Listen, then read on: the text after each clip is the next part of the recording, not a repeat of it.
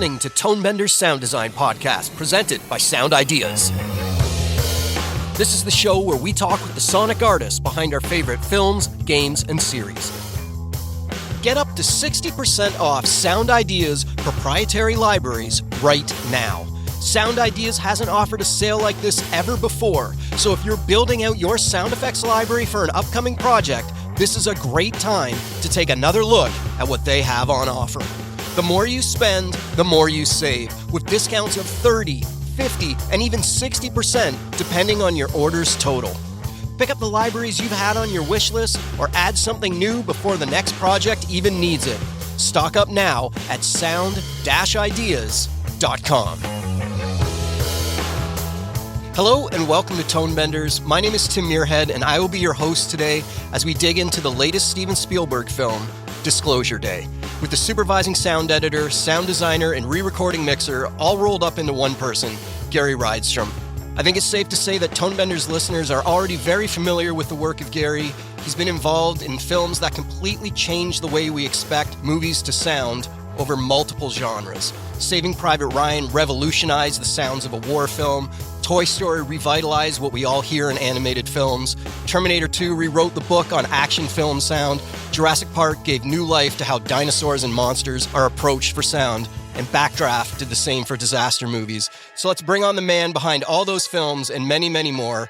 Welcome back to Tonebenders, Gary. It's great to see you. Oh, great. Nice introduction. Thanks. It's good to be here. This is your third time on the show. Previously, we spoke about West Side Story and The Fabelmans. Now you're here to talk about Disclosure Day. Again, three wildly different genres. I'm wondering if maybe you can talk about how you kind of get your foot in the door on a new project when you're always working on different varied types of projects.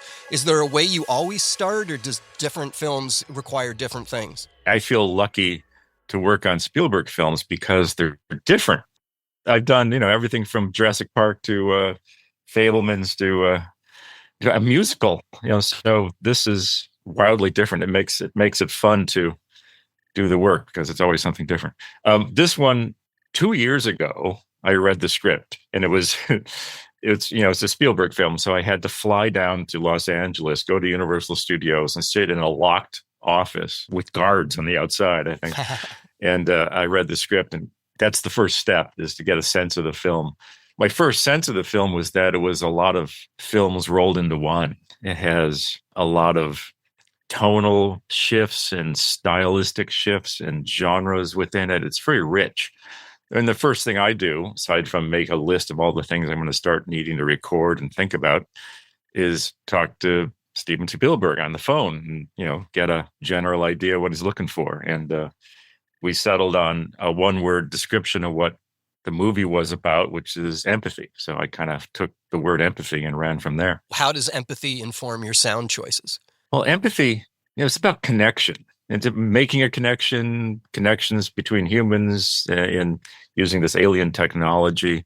Ultimately, it's a connection between aliens and us. So there's a point of view to it, an internal sensibility to it. And I started, even before they shot the film, I started thinking of ways to what kind of sounds would sound internal. Since I think literally, I literally got a stethoscope. I got a digital stethoscope, which is really a contact mic, but I used it to record body sounds and other things. Figured that if I could record things that close, then that would become a source of sound for, in the movie, you can dive in on someone and essentially be one with them. I have a massive library of internal sounds. But the stethoscope was my, sound people are always doing that kind of stuff. You get a new toy. Yeah. I never had a digital stethoscope. You put it over here, you put it on this, put it in here, you put it on your computer, you put it on the dog. Yeah. So it's always nice to find something. I'd never really done a stethoscope before, so it was new to me. And how did you use those recordings in the film? Well, in the film, there are moments where you dive. So there's an internal connection between characters, Scanlon and Jane. For a stretch, he dives in on her and controls her body and some of those sounds. Since he's a bad guy diving in on Jane, I did the stethoscope, but I would overload it, distort it, make it disgusting and kind of crunchy. So when he's moving her body and controlling her, it's really this stethoscope that's being poorly recorded in that case. A lot of the more pure stuff, something more tonal, there's a device in it that often Margaret is holding, and it glows and it has this power. We don't, it's amazing what it does. I wanted a sound of alien energy, alien technology that was nothing like human technology. So stethoscope again, sort of recording pure tones and things and having that glow sound, but something recorded up close. Contact and empathy. That's the key to everything in this movie. When the trailer first came out for this movie, the kind of centerpiece of the trailer is the Emily Blunt speaking the alien language. During her press tour, Emily Blunt went on some talk shows and mentioned that she and you met at a studio in New York before shooting had started. Yeah. Tried to figure out what that voice was going to be. The thing about that voice is there's not a ton of it in the film, but the entire film is balancing on that. If when she goes up on the news weather stage there and starts making that sound, if I don't buy it as a viewer, the whole movie kind of falls apart. I don't buy into the movie. So it's super important. And obviously, when you first read that script, I'm sure your mind started racing on what the hell are we going to do with this? So was that your first option, was to go to her, or had you already tried things? Like, what's the evolution of how you landed where you did? I knew we had to do this before the shoot because she was going to always pantomime to a sound that we've designed beforehand. So I knew it had to be really the first thing that we did. I had some crazy ideas how to do it. Ultimately, the way it worked is we just had Emily Blunt make interesting sounds. So I flew to New York, Stephen and Emily in a sound studio. We had no idea what this language is going to be. And I had a computer with all these weird sounds on it that I could play for inspiration. But I think Stephen always had in mind this clicking idea. And it's because he thought clicking sounded mathematical. In the story, the Daniel character can understand it because he thinks mathematically. So we ended up at clicking. And Emily Blunt I was ready to create my weird sound design kind of world, but turns out she's really good at doing that kind of stuff and very game. We put a microphone on her throat, recorded in the room and on her throat, and got kind of this resonant. Here's one of the secrets to it was, you won't hear this. It's really subliminal, but I think Stephen, essentially directing her to make these sounds, told her to, even if she was making clicks, to think about a word, whether it's love or friend or big or earth or space or whatever the word was. She would think about it and she'd do these clicks. Then my job was to take takes, cut it into a sequence. I remember sending back and forth to Stephen before the shoot to get him, to buy off on it. So there's a lot of iterations of this stretch because, as you say, the whole movie hinges on this. And we came up with the 30, 40 seconds of this pattern. The production mixer plays it back on the set. If you look at the shot, the moment that she does this, Emily Blunt is pantomiming to a pre-record of what she made, and she's pantomiming to it. It's the end of a long take. So it's a long oneer in the movie that goes through the TV station. And she's doing all this stuff, thinking about all this stuff. And at the end of the take, poor Emily Blunt had to do this miming to a click sound.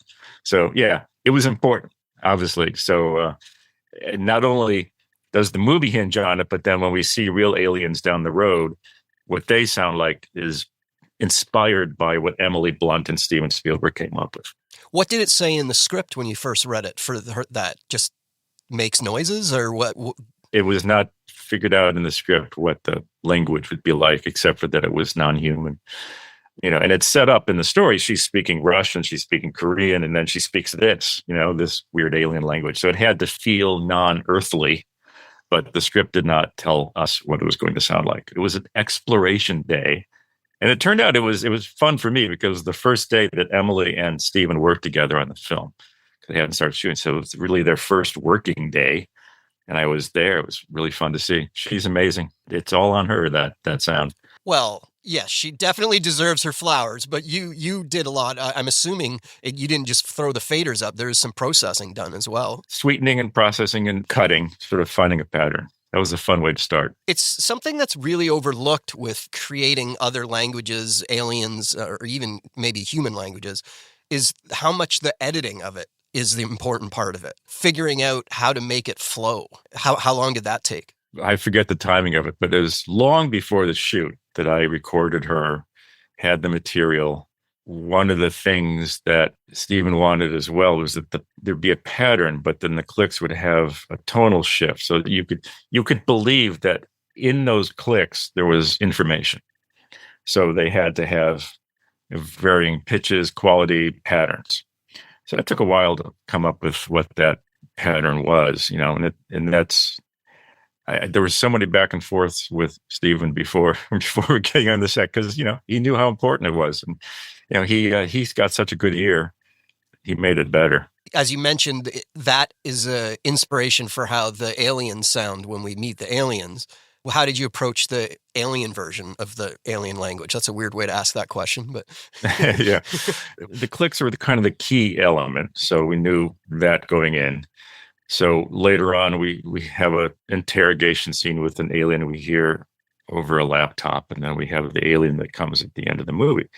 So they're both not using Emily Blunt recordings, but I would use animal sounds, cats and humans and other mechanical sounds to make, again, a click-based language running with what Emily came up with in the first place. The interrogation scene is not just language, but emotional response. And again, Stephen wanted me to put together an early version of what an interrogated alien not having a good time would sound like. He played it back on the set for in that case, Eve Hewson is the actor who's watching this laptop, and he wanted her to react. So I think that the sound was part of what helped. I'll take some credit for her performance, I guess, because I think they played it back on the set. It's funny. It's the same thing we did on Jurassic Park years ago. I did early versions of dinosaur sounds, especially the scary ones, the raptors and T-Rex. And Stephen asked for that for the set to play back. Actors are often on a movie like that, they have no idea what to react to. So I was very proud that one of the things they had to react to was, play the T-Rex again, and the actors will react. So he's got a history of asking for that. That's very cool. I imagine that's got to be a lot of fun when you're designing something like a dinosaur roar and you see the actual dinosaur. That informs like the amount of slobber, the amount of wetness and stuff. But when you just have a completely blank slate, that's got to be a lot of fun. Yeah, and then it's also nice when the sound comes first. So when the alien has to be puppeted or animated, the sound came first. So I came up with that with Stephen's approval. The visual effects people had to work to me. They had to animate to the patterns and the quality of the voice that I was starting with. So, haha. But when it works, there's a magic to it. At the end of the movie with the real alien, when it works, it really is like magic. So you put a sound and visual effect together, and you absolutely believe that moment is happening. That's what I love. My next question is maybe going to be a simple answer for you, just yes. But I'm wondering, a lot of times for big films, the trailer is being made completely separately from the people who are working on the actual film. But in this case, you couldn't do that. Like for that trailer, you needed the proper click sounds and such. How did you interact with the trailer people, or did you just send a file and hope that they didn't screw it up? The latter. They asked for the clicking, so since we had that, trailer people are in their own world. The music's not John Williams' music, and the sounds in it aren't mine, except for the clicking. We're so busy working on the film that, it's okay. Let the trailer people do their thing. But they ask for important sounds, in this case, the clicking. But that was it. Trailers were great. I was glad that the alien language that Emily Blunt speaks is such a centerpiece of the very first trailer. I'm wondering if we can talk about another scene in Disclosure Day that I really enjoyed, the car chase scene that starts in the country house and eventually ends up on the side of a train, I guess. There's a couple really wonderful sound choices that were made in this sequence. I hope we can kind of talk through. One of the first ones that I loved was at one point the car drives through a house, and then we cut to the outside of the house and the car just crashes through the wall. But there's I don't even know if it's half a second long, but there's a beat of silence before the car comes out, which makes the impact of it and everything so joyous and huge.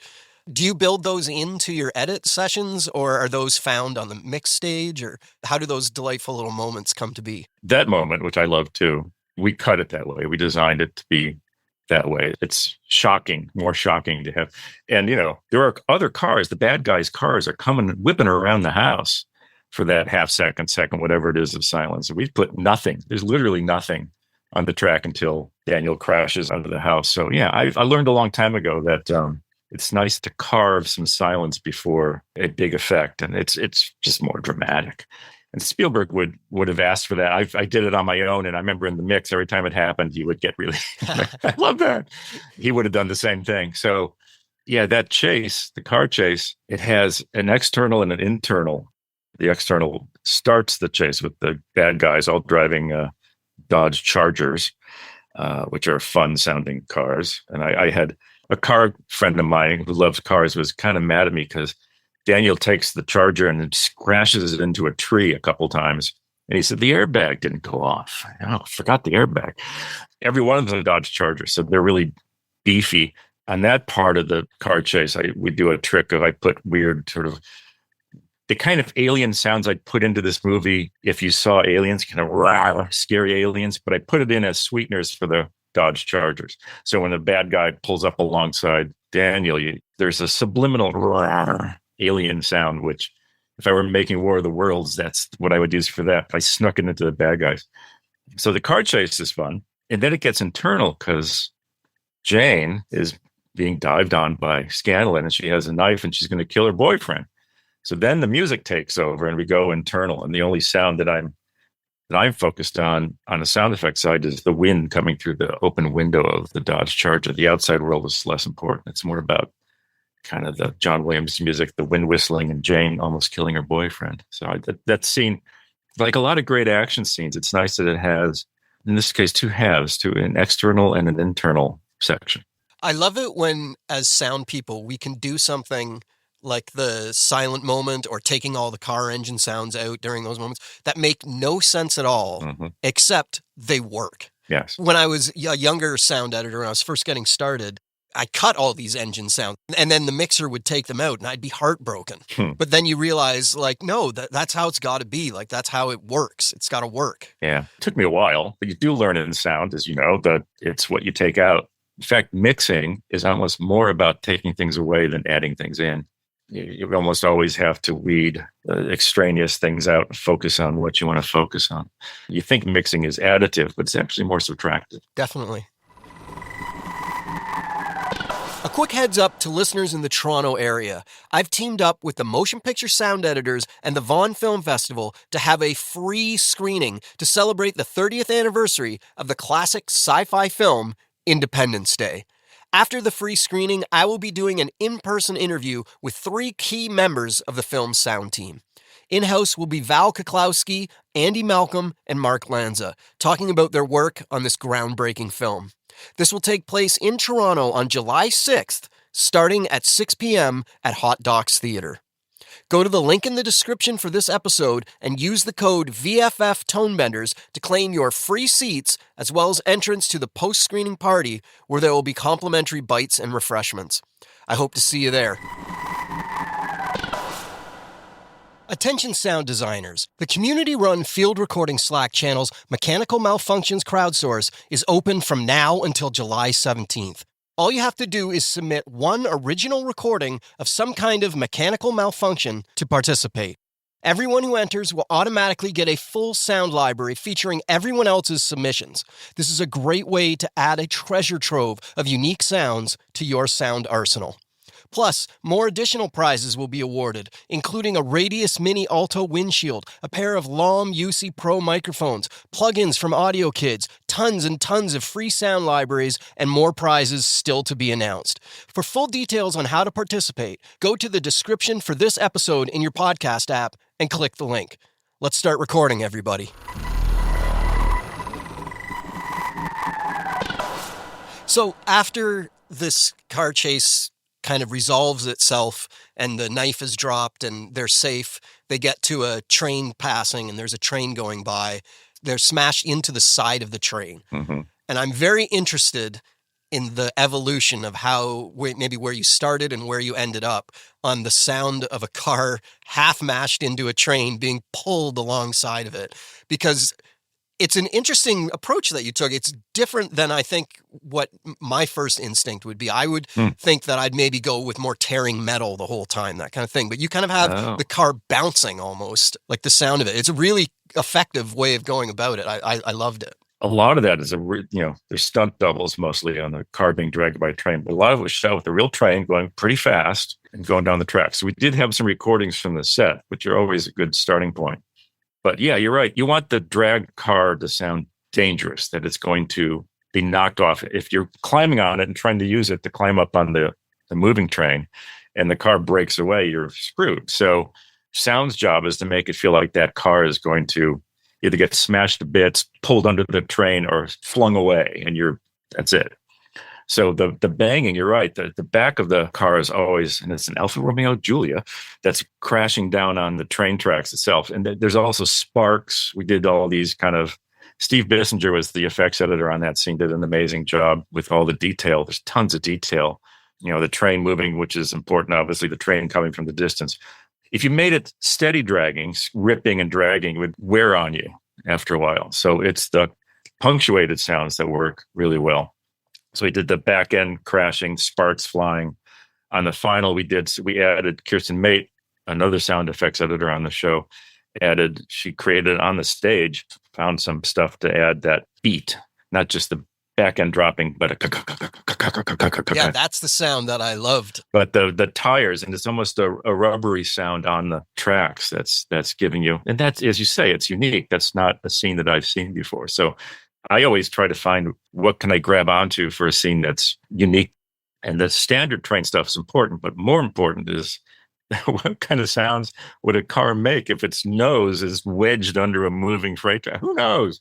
So that's what we did, and it was really fun. But again, that, like the car chase, that breaks into two halves emotionally. So you have the exterior train danger scene, which is a really good action scene. And then they get into the train car, and now we're surrounded by pianos being delivered. And this was in the script. You asked about the alien language, which was not described in the script, but this moment was in the script where they fall into this train car. Margaret's going to have a breakdown, a nervous breakdown. And they're surrounded by all these pianos that are poorly packed. If you were a piano mover, you would say, this is not how you move pianos, but they were bouncing and resonating, all that kind of stuff. So that gave us a great opportunity to support the psychology of the scene with the pianos all around her. Do you find that you have to, in moments like that where you're putting tonal sounds in, do you interact with the music department at all to make sure that you're not cutting each other off? I would, except this one of the great things about Steven Spielberg and John Williams is that they are very good at knowing where music is needed and where it's not, where they plan on it and plan on it not being there. The train sequence, both halves, the exterior and the interior piano scene, had no score. It wasn't recorded, it wasn't planned on. And you think about it, it would be really hard for score and moving pianos to work together. So exactly, yeah. Stephen tried to play a joke on me. We got the scene working, and with a straight face, he tried to tell me that now we'll try it with the John Williams score. And he was joking. Music and sound effects ideally talk and work together, but that scene was designed to have no music from the get-go. One of my favorite sounds in the piano scene is not the cacophony's interesting and crazy, but in the end, Daniel puts her hand on the strings. I remember watching it. I was misreading what it was. I thought there was going to be a lot of the sound, and then the hand on the strings would just mute it, putting a damper on it. That's what I thought. Stephen told me, no, I wanted to create a chord. So her hand on the strings creates this resonating harmonic chord, which is calming. We tried different ways to. There's a thing called a ghost chord I learned about, or one of our crew figured out how you slam all the keys on a piano and then hit the pedal, and it'll continue resonating with whatever chord you're playing on the keys. But the other really fun thing we found out is that if you sing or shout, vocalize loudly into the strings and mic it closely and carefully, they'll resonate from your vocal. And we wanted it to be pleasant. So there's some attempts at singing, a human singing something. Didn't care about recording that. We cared about recording the slight resonating of the strings after the note, after the human. And so when she puts her hand on it, it's this warm, human, harmonic, pleasing, calming sound that takes us out of the scene. And that's one of my favorite sound moments in the movie. That was one of my next questions to ask you how you pulled that off. And I'm really glad that you went there yourself because it's a pretty perfect moment in the film to go. And it also kind of ties a bow on the end of that long chase scene. And then you have this quiet moment, gets really internal, as you'd mentioned a few times. It was really cool. Yeah.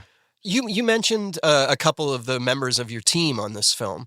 Who's been working with you on your sound team maybe the longest at this point? And then maybe, is there someone that's joined the team recently that you found really impressive? Brian Chumney and I are co-supervisors on this. He's done the past several. It's been on some Spielberg films. For a long time, I worked with Richard Hims in that capacity, and he retired. So Brian is a master with dialogue. And I think the dialogue work, Luke Group, the dialogue work in this movie is very beautiful and pristine and wonderful. That's what he focuses on. Then the effects crew was Kirsten Mate, who's worked on many Spielberg films with me and was the lead sound effects editor. Steve Bissinger, who did the train scene and the wrestling scene up front, which, yes, I don't know. It seemed like Steve was the guy. You know, when you're in my role, you're casting essentially editors into reels. So I gave Steve the wrestling and the train scene. Kirsten, I gave some of the internal scenes when the aliens are, we have a memory of alien abduction for the children, or the diving scenes. That's Kirsten. Andre Fenley was the other effects editor. He's good at cars, so he did the car chase that we talked about. So that was my effects crew. And Andy Nelson, who's the mixer with me, he's got me beat. I figured out recently, because I was introducing the movie and I added up how many movies I worked on with Steven, and it was 16. I thought, it's pretty good. I have 16 movies. So Andy's got 20. So he's got me beat. And then John Williams has got 30. So John Williams is on this. Andy has been on these films forever. So Steven likes to have, well, he's very loyal, and he likes having familiarity of people that he works with around him. What was the first movie that you did with Steven? First movie I supervised was Jurassic Park. I mixed on Always before that, and I'd done technical jobs on other. First credit I got was Temple of Doom. Yes, I saw that. But that's back in the machine room. But the first film that I got as in charge was Jurassic Park. And why do you think he went to you for that film? I think because Ben Burt wasn't available. I'm pretty sure Ben was on. I don't know what Ben was doing. I was directing an IMAX film or something fun. And at that stage in my career, I was Ben's not available. Who else you got? So that was me. A couple of years before that, I had done Terminator 2, which did well, and I think I got a reputation for that. But Jurassic, not a bad way to start on a Spielberg film. I guess everybody's got to start somewhere, eh? You know, you start with Jurassic Park and you see what happens. Sorry. I was wondering maybe if you could talk to me about if maybe Steven's loyalty to you and to Andy has influenced your loyalty to your sound team.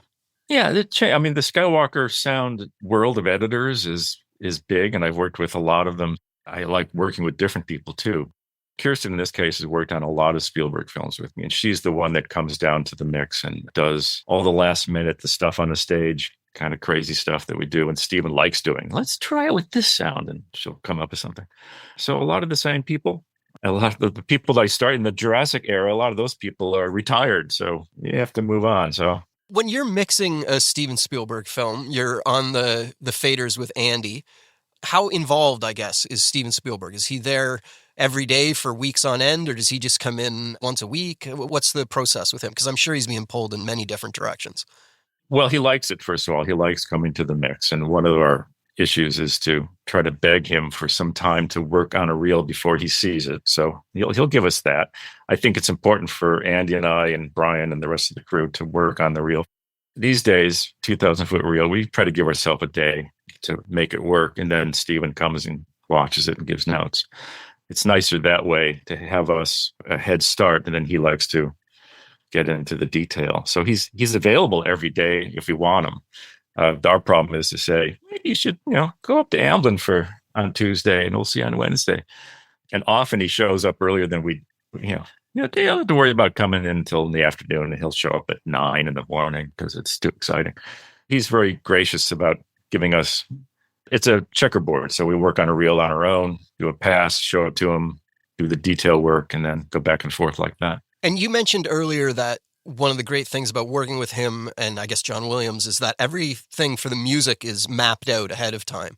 Is that given to you on a timeline? Is there a spotting session with the three of you? How do you first start that language of how the film's going to be mapped out? In this case, and in most of the Spielberg films, John Williams' music doesn't show up until the end because he records a traditional way with an orchestra, and we get that usually pretty close to the final. There is a temp music they cut with. I think John and Stephen spot and the editors spot where the music's going to be. And that temp music is pretty much exactly where the John Williams music is going to be. So I know where it's going to be, even if it's not the finished music. You can imagine after all this time, John and Stephen are both really good at knowing emotionally where's the right time. That car chase we talked about, you could have scored the traditional exterior part of the car chase, but no, they wait until the interior moment where Jane pulls out a knife and is getting controlled by Scanlon. Then the music comes in and has this effect. So they're very good at that. I almost always have a really good idea of where the music's going to be, even if I haven't heard the real music until later. Let's dig into another kind of sonic puzzle you had to solve for this film.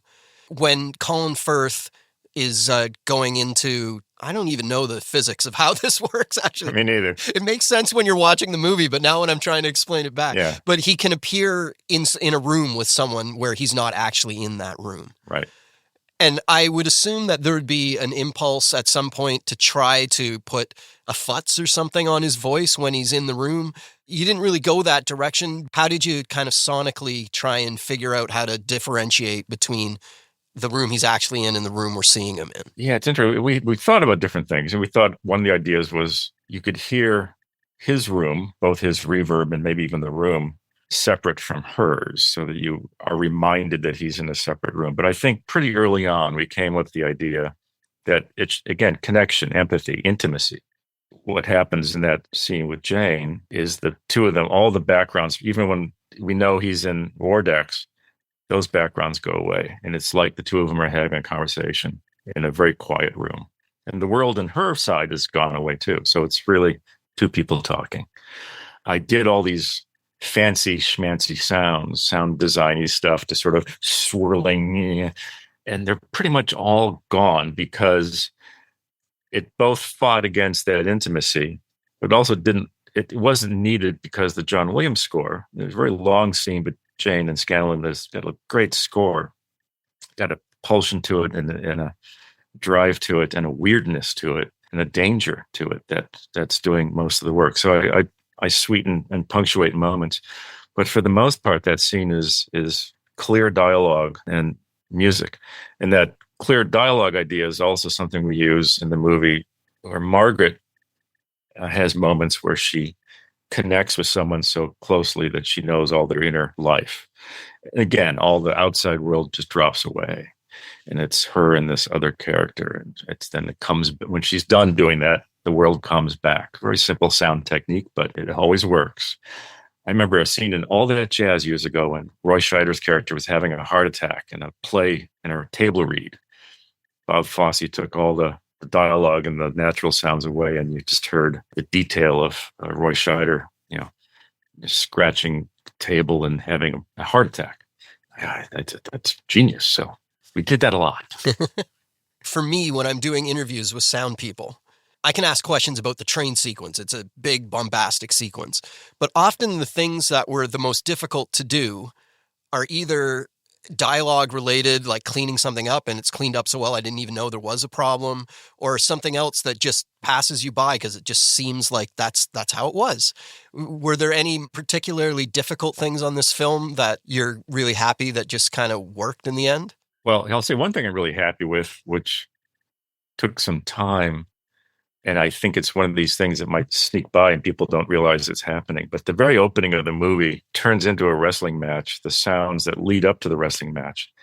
This is a Spielberg idea. I remember I could list many Spielberg films I've done where the opening credits allow us to do a lead-in, the sound of New York in Bridge of Spies, or the sound of the jungle in Jurassic Park. And you lead into the movie with just sounds.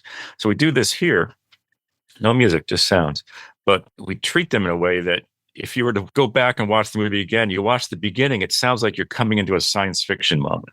even though it's wrestling audiences and crowds and wrestling sounds. But they're treated in a way that, oh my God, this is going to be the greatest science fiction movie ever. And we end up in a wrestling match. With a boot to the head. Exactly. The first shot is a foot lifting off the camera. It's great.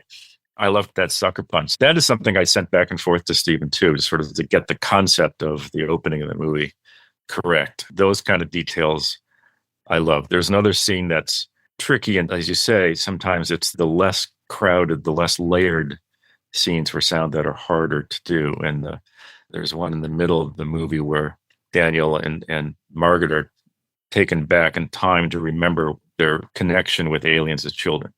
Very music driven. But so we had to very carefully find sounds. It sounded like going into what looks like a Hansel and Gretel house, but it's really a spaceship, right? So you have clues that this is not what they're presenting to the children, but it's not scary either. So there's a moment where the sound, even the simple sounds, have a job to do, which is to make it both weird, but not scary, and not of this world, and a memory. A really interesting scene to do from a sound perspective. That took a lot of detail choices to make it all come together. I went and saw the new Toy Story movie with my kids on the weekend. Ah. And before the film, they play the Pixar logo of Luxar Jr. Yes. When you were working on that in whatever year it was, like, can you believe that those things are still playing? Essentially, that Luxo logo is the MGM lion for Pixar. Yes. Right? That happened on the first Toy Story. My memory was it came at the end of the movie. And we were mixing it, and it showed up. I didn't know it was going to be there. Didn't know it existed. And at the time, I had a Synclavier, which is a RAM-based sampler. And I'd done the sound for Luxo Jr., the first short that Pixar ever did. So I had the sounds. So I remember being on the stage during mix time, which is more expensive than editing time, with the Synclavier, calling up the Luxo stuff and playing all that stuff. So to me, it was a last minute... You know how creatively sometimes your best work is when you've got, it's 6:30, you got to quit at 7. They just showed you this little logo. So it turns out I love Luxo. I love Luxo Jr. is one of my favorite sound jobs I ever did. So it was fun to do. I like the life that it can bring to an inanimate lamp. I'm very proud that I hope they never change it. I want that to be the logo forever. It's, it's a chunk of your childhood. It's a trigger of positive memories of seeing all those movies when they first came out. Yeah. Funny to hear that you just kind of figured it out at the last second. Care was taken, but quickly. It was fun. It feels like that's something that's part of culture that I'm glad to be part of. For sure. Well, thank you very much for talking to me today. It's been great to have you back on the show, and hopefully we can have you on again after your next film. That'd be great. Great. I'd love to. It's always fun. Thank you very much. Get up to 60% off Sound Ideas proprietary libraries right now. Sound Ideas hasn't offered a sale like this ever before, so if you're building out your sound effects library for an upcoming project, this is a great time to take another look at what they have on offer. The more you spend, the more you save, with discounts of 30, 50, and even 60% depending on your order's total. Pick up the libraries you've had on your wish list or add something new before the next project even needs it. Stock up now at sound-ideas.com. Tonebenders is produced by me, Timothy Muirhead. Theme music is by Jim Guthrie. You can reach me via email through info@tonebenderspodcast.com. Follow Tonebenders on Instagram to stay on top of new episodes. If you like the show, you can help us out by spreading the word to your friends and colleagues, or leave us a tip. Just go to tonebenderspodcast.com and click support.